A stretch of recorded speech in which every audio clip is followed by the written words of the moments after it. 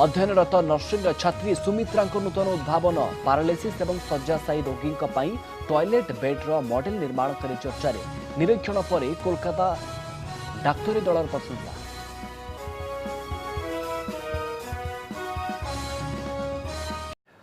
अध्ययनरत नर्सिंग छात्री नूतन उद्भावन पारालिसिस एवं शय्याशायी रोगी से एक टॉयलेट बेड्र मॉडल निर्माण करिसेंती। स्कूल समय बहु विज्ञान मेला विभिन्न प्रकल्प प्रदर्शन करी पुरस्कृत होइतिबा सुमित्रा एबे एही बेड्र मॉडल को नहीं खूब चर्चा रे। कटक जिला महांगा रानीगुड़ा गाँव रमाकांत राउत को झियो सुमित्रा राउत बयस 18 वर्ष। नर्सिंग छात्री सुमित्रा नूतन भावे एक टॉयलेट बेड्र डिजाइन निर्माण करिसेंती।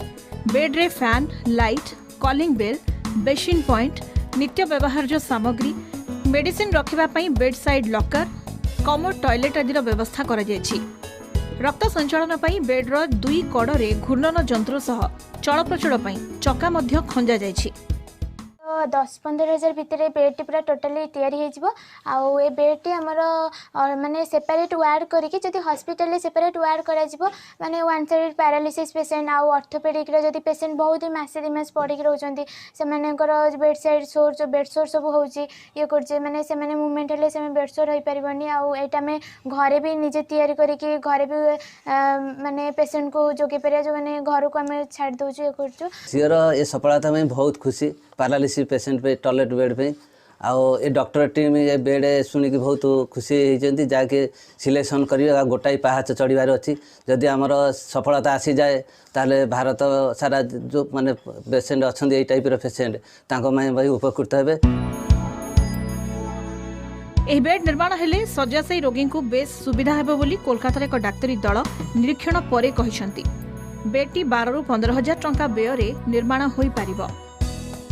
हाँ से झीर सफलता में बहुत खुशी कारण से पिलाटा बहुत छोट बेले मुझे देखी एवं से सुमित्रा राउत बोली से जो आम पिलाटा आम गाँव पिलाटी से बहुत साइंस एग्जीबिशन भी मुझे देखी भल पोजिशन रखे साइंस एग्जीबिशन रे तार बहुत क्रिएटिव आइडिया अच्छी बहुत इनोवेटिव आइडिया अच्छी एवं से बर्तमान जो प्रोजेक्ट करी पैरालिसिस पेशेंट मानक भी मुझे भावुची से निश्चित भाव पैरालिसिस पेशेंट मानक भी बहुत उपयोगी हम।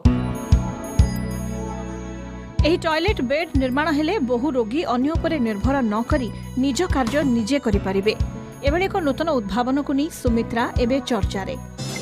शय्याशायी रोगी लगी मॉडर्न मेडिकल बेड तैयारी कले जने नर्सिंग छात्री बेड रे रही समस्त आनुषंगिक सुविधा देखिबा कटक सालेपुर नर्सिंग छात्री सुमित्रा राउत को नुआ प्रयास। आम सोलार सिस्टम अच्छी माने जदि पावर कट हो गला कि कौन है आम ये सोलार सिस्टम जमी नॉर्मली घर सोलार सिस्टम थाए सेमती सोलार सिस्टम हम। बेड साइज लॉकर अच्छी जार आम पेशेंट माने तार मेडिसिन इमरजेंसी वस्त्र मेडिसिन तार सब किसी जिनस बेड साइड लॉकर रहा निजे आणिकी सब व्यवहार कर।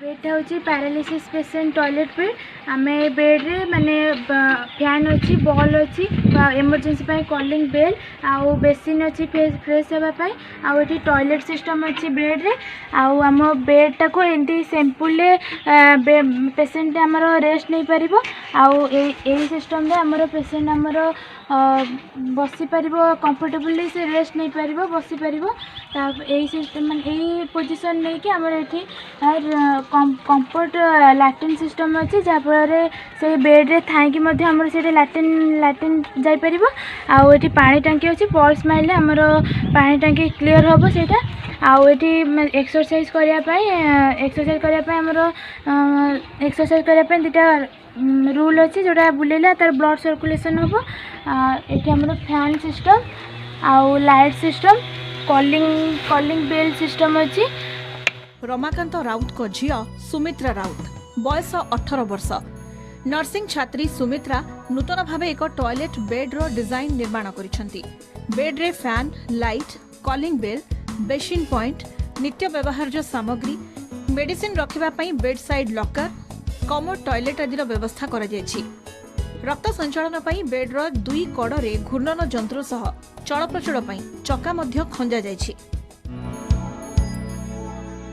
एही बेड निर्माण हेले शय्याशायी रोगी को बेस सुविधा हेबो बोली कोलकाता एक डाक्तरी दल निरीक्षण परे कहिसंती। बेडटी 12 रु 15,000 टंका व्यय निर्माण होई पारिबो। एही टॉयलेट बेड निर्माण हेले बहु रोगी अन्य उपरे निर्भर न करी निज कार्य निजे करि पारिबे। एभली एक नूतन उद्भावन को नहीं सुमित्रा एबे चर्चारे।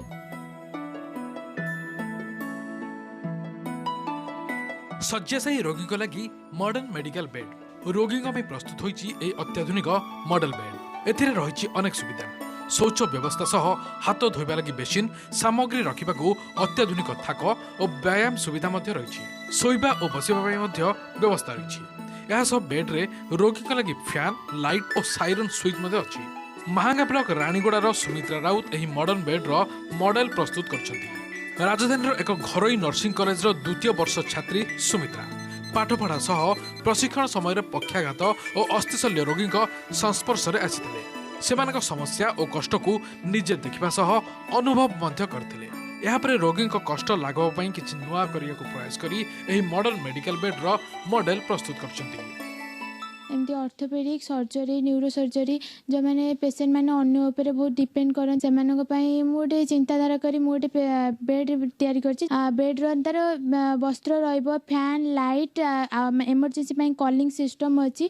जदि काहाको डाकिबो तापरे बेसिन अछि से निजे फ्रेश हबा पई बेड लैट्रिन पास करबो, यूरिन पास सब भी बेड हे करबो। निजो घरे आ खास को हॉस्पिटल ले भी हमरो यूज कर परिबो। सुमित्रा ए उद्यम को प्रशंसा करछंती ताको बापा। पक्षाघात और अस्थिशल्य रोगी सुविधा लगी एभली एक प्रयास करथिबारु से खुशी देबा कहिसंती। सर्वभारतीय स्तर में कोलकाता रे एही मॉडल प्रदर्शित हेबो। पिलाबेलु विज्ञान प्रति रुचि रखुवा छात्री सुमित्रा प्रयास को नहीं खुशी प्रकट करछंती गवेषक। ना मु तो बहुत खुशी से पिलाटी कहीं ना से अति छोट बेलू भी तार इनोवेटिव आटिट्यूड अच्छी, बहुत क्रिएटिव माइंड पिलाटे से एवं से बहुत खुशी जे आम अंचल गोटे पिलाटे एमती गोटे भल इनोवेटिव काम करिछि एवं सेटा मध्य अन्य माने डॉक्टर मान द्वारा अप्रिशिएट हेछि। ये प्रोजेक्ट बहुत खुशी एते खुशी जे कही हेनी। से झील मोर बहुत चिंता कर मत सजेसन देते मुझे निजे चिंता कर जो ये सब पेसेंट मान केमती कम मेन पावर दरकार हम, किंतु निज पेसेंट निजे जो पेसेंट निजे से सब किसी करें।